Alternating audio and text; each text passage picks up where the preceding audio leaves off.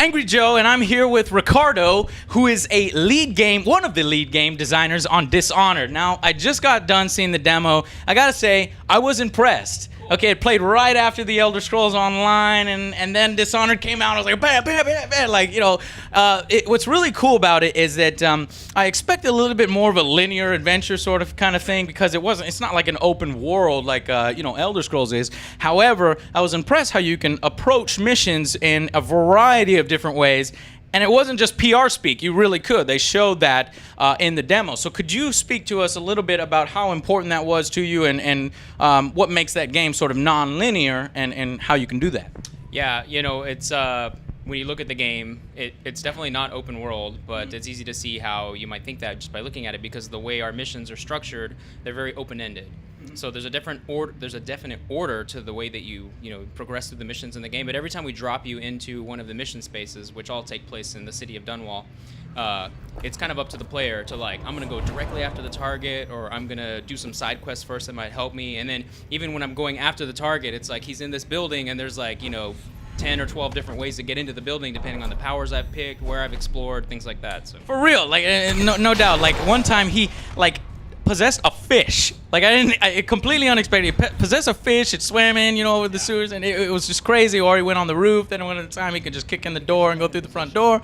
So really cool. But I do want to tell you, it's been sort of the talk of the show. A lot of people are saying that it's sort of like Bethesda's BioShock, which I see it sort of like a compliment. But could you tell us a little bit about what makes your game unique? Let's just tackle this right away. Sure. A lot of the comparisons are, we take them as compliments because the comparisons are really great games. And we're big fans of a lot of those games. We're big fans of BioShock. Back in the day, we have a lot of people who are fans of Thief. Thief, this game. Yeah, totally. And, a lot of the guys on our team worked on Deus Ex. Harvey worked on Deus Ex. And the Arcane guys, they made Arx Fatalis and Dark Messiah. And those kind of games are sort of in our blood. It's in our blood. It's what we're super passionate about, and so that's what's going to come out in Dishonored. And so, so that's the kind of game that we love, and we hope everybody else loves it as much as we do. Yeah, it definitely has some, similarities in it being you have a variety of powers, but you have it seems like you have far more variety of powers. Such variation that I saw a lot of potential for it breaking the game, could you explain a little bit about how, because these powers are so unique, is that potential to actually, for things to happen that you never expected? Oh man, it happens all the time. Yeah, and they showed it in a demo. Yeah. Do you have a specific example? Oh, totally. So, one of the core features of Dishonored, one of the things that sets it apart is that we give the player lots of really cool powers, lots of cool gadgets, and then we put the player in a mission and say, we don't tell you exactly how you're supposed to accomplish the mission. There's not a set path that every player is going to do the same way. It's going to be different for every player based on their powers and the path that they chose, whether or not they decided to kill everyone or be sneaky or whatever. It's all kinds of choices, right? And so the way people combine powers together is where stuff can get nuts. So, I remember a long time ago when we first put Blink online, which is our signature assassin supernatural power. It's basically lets the player zip across the landscape. You can go vertical or horizontal, and it's really cool. It's like a fast way to play stealth. Because stealth is normally all slow. I kind of don't like playing that way, but with fast stealth, I might want to. Yeah, exactly. You can play slow and sneaky if you want, but the way I like to play is to use Blink a lot, and it's awesome because the faster you move, you're still super stealthy. So anyways, we have this other power that allows you to double jump vertically, really, really high.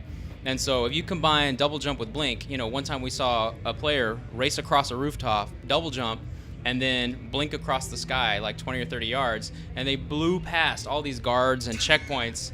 And yeah, as the level designer in me was like, oh no, what are they just ruined the level. But no, that's cool. People like that. Exactly. What we realized, of course, is man, that the guy who figured that out feels like a total badass, and so we try to support that. That's our philosophy. We try to support that as much as possible through the game, letting the player be creative with the powers. So yeah. So and when I got the initial impression of Dishonored, I thought it might be like an open world RPG, but it's actually not. It's more of a like people were saying, like a BioShock. However, you can go at the missions in all different directions. Could you tell us a little bit about the replayability of the game and all that good stuff?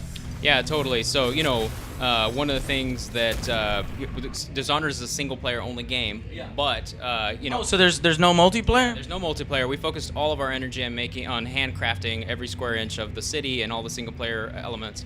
But the way you play the game, there's a multitude of ways to play each mission and stuff that you could discover the second time through. Try out different character builds. There's different endings in the game. If you are the kind of guy who's going to come in and just massacre everyone in your path, you are committing yourself to a very dark ending at the end of the game, and there's some short-term consequences too. But if you're the guy who's a little bit more benevolent, maybe you don't kill anyone. That's one of the unique things about Dishonored, by the way. You can play it without killing anyone. You're gonna have a less dark ending. So. Okay, and even though it wasn't an open world, I do remember just now the guy in the demo said that there are hubs and that you can choose maybe perhaps the missions or the side missions. Yeah. Can you talk a little bit about that? Yeah, totally. So, between missions, the player, the character Corvo Otano, he comes back to kind of a secret base where he has a small group of allies that help him out.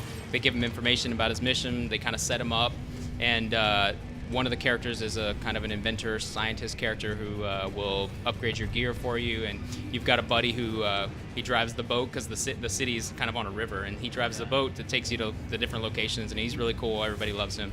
So about how long would you say the experience of Dishonored is? Well, that kind of depends on the way that you decide to play the game.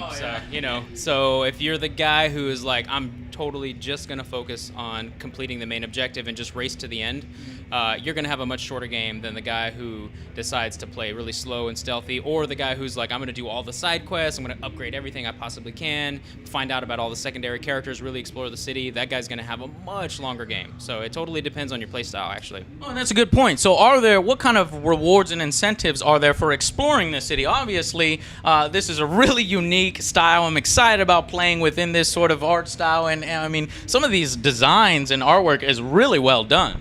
Yeah, that's one of the things we're super proud of. Our team is kick-ass. They've done a great job, and they are led by Sebastian Mitton and Victor Antonov, and those guys put a lot of effort into making Dishonored look unique, and that's one of the things we're most proud of. So there is encouragement to explore and maybe some collectibles or something like that? Oh, totally. So, there's a lot of things that you can hunt around for. Like, firstly, the player has a suite of supernatural powers, and so you have this special tool that lets you locate these runes and bone charms. Yeah, and when you find those, you can upgrade your powers. There's also characters along the way who will help you. They're not connected directly with the main plot, but we have some interesting characters that you can meet in the streets and some of the city districts, and if you kind of get involved in their little side stories, they can help you out with the main quest. Awesome, man. Well, it sounds really, really good. From people that have seen it, it has been the talk of the show. So we'll see as it comes out. When is it released, and what platforms is it for? Look for Dishonored on October 9th. It's going to be on Xbox, PS3, and PC. All right, thank you very much for taking this time to speak with us, and we'll see you guys on the next Angry Joe Show.